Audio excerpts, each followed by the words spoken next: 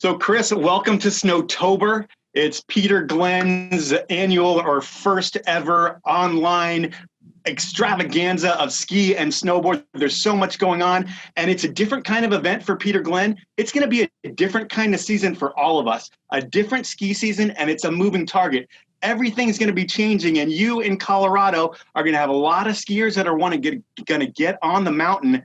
And there's a lot of questions that a lot of people have. So I thank you for making the time. And we're going to kind of walk through your answers to the questions I have, knowing that everything is a moving target because this COVID thing has changed the world that we know. So ton of challenges being in your position right now, I would think. Yeah, so thank you, first of all, for having me on. I'm Chris. I work with an organization called Colorado Ski Country.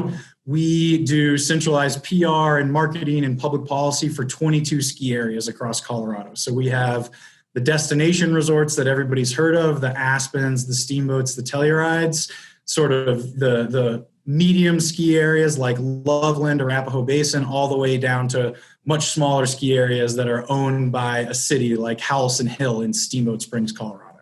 What special procedures are in place for COVID for resorts in Colorado this year? Yeah, so the biggest tip that I can give to anybody thinking about visiting Colorado is first, we're going to have a ski season. We're excited to welcome people here. But really, this is the season to know before you go. Most skiers and snowboarders do a lot of research and planning before they arrive.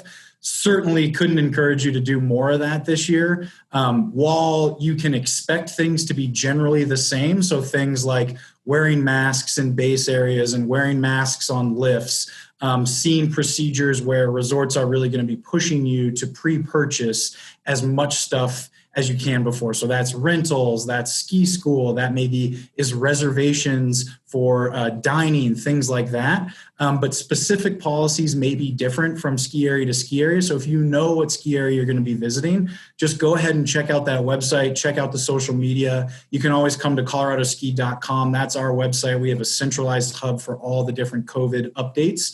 But really just do that research before you arrive. And so if I'm getting ready to make a trip out to Colorado, I'm getting ready to throw down a few grand on a hotel in Aspen, and I'm going to have the ski vacation of a lifetime. But my big question is, if I'm going to put all this money down, am I guaranteed to get a lift ticket? With all these reservation systems that I'm hearing about, it's kind of confusing to me. And am I going to be guaranteed to get a ticket on my vacation?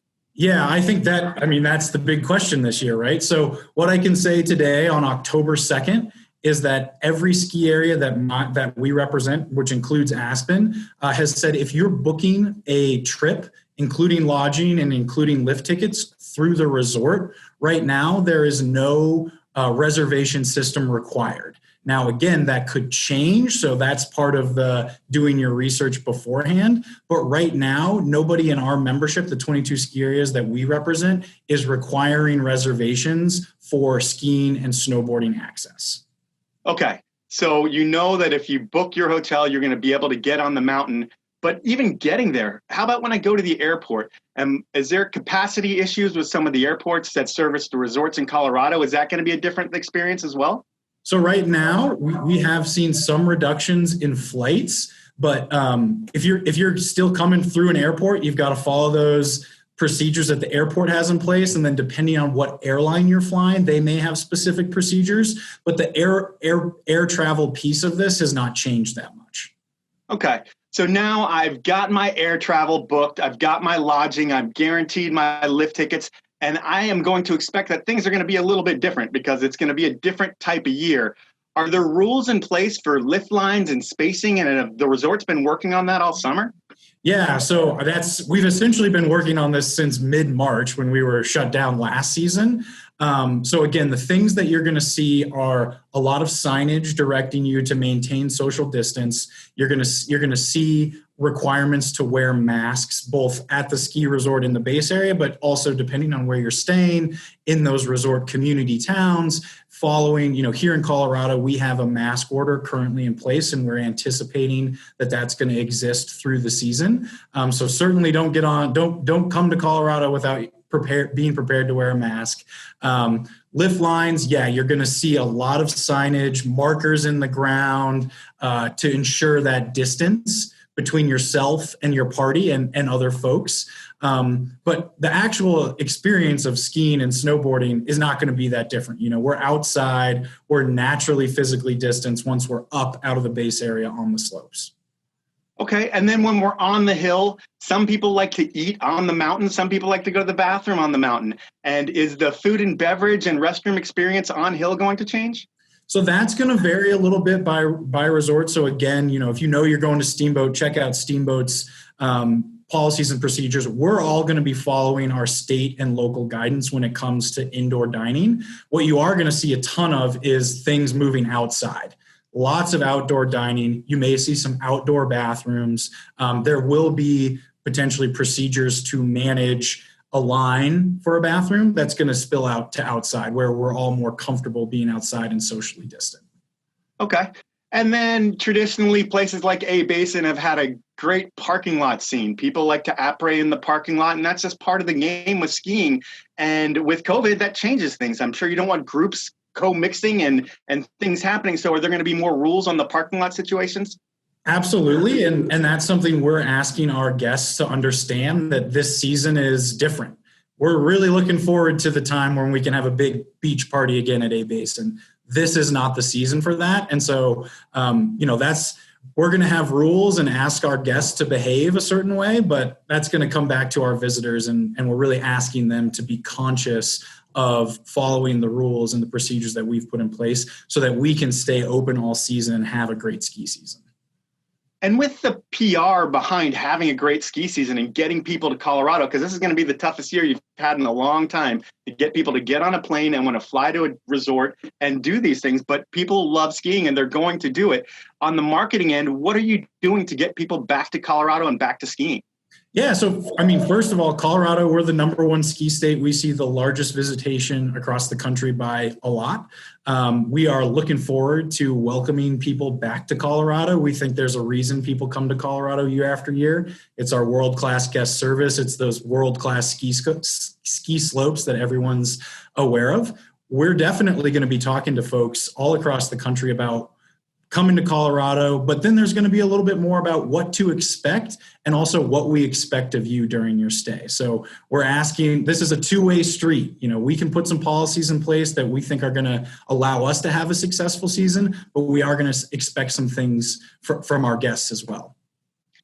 And I would think this is a learning experience for everyone, for PR people, for the guys who own the ski shops, for the guys who own the mountains, for everyone. And what's the most interesting thing you've learned throughout this whole COVID experience? I think you're right. It is a learning experience. I feel like every single day I'm hearing something new from one of our resorts. I think the most inspiring thing I would say is the optimism around both from the ski industry, but then also from our guests. Like, you're not going to find a much more optimistic group of people than the folks who operate ski areas, and then maybe only by skiers and snowboarders who come and visit. So there's a lot of excitement. There's a lot of optimism about what this season is going to hold. And I think we've been really encouraged how the community has come together to support both the ski areas, but then also the participants as well. And I'll get personal on you. You being in Colorado and loving to ski or snowboard, I see skis behind you. What is your resort of choice? So I'm based here in Denver. So I generally stay along our front range here, visiting places like A-Basin, Loveland, Winter Park, Copper. I used to be a ski instructor at Steamboat, so I love to get back there. And then once a year or so, I get down to the Southwest, visiting places like Purgatory outside Durango or Telluride itself. We got so much terrain and different types of skiing. No matter what you're looking for, we've got something for you in Colorado. So in preparing for an amazing ski season this year, is there a pass program that is available within the state? I know Colorado Ski Country does not represent Vail and Vail's not affiliated, but is there a big blanket pass program that you guys are a part of? Yeah, I do want to clarify, we do not represent any of the Vail-owned properties in Colorado. So we represent 22 other ski areas. One thing I would mention on the pass side is our GEMS card. This is a discount card that's good for 2-for-1 lift tickets or 30% off an adult lift ticket if you're by yourself at 11 of our smaller ski areas. It costs $35. So if you use it once, it essentially pays for itself. And for those guests that are maybe looking to not visit a large ski area this season, it's a great opportunity to visit a sort of medium or smaller ski area and explore different parts of Colorado that maybe you didn't know existed, and some of those hidden gems across our state. Awesome, man. Well, I thank you for your time. You've been a wealth of information, and everybody's looking forward to an amazing ski season. And I know you guys in Colorado are doing everything you can to welcome all of us back to Colorado to be safe on the slopes. So I thank you for your time, man, and have a great season. Thank you very much. And yeah, please come visit us in Colorado. We're looking forward to a wonderful ski season. All right. Thank you.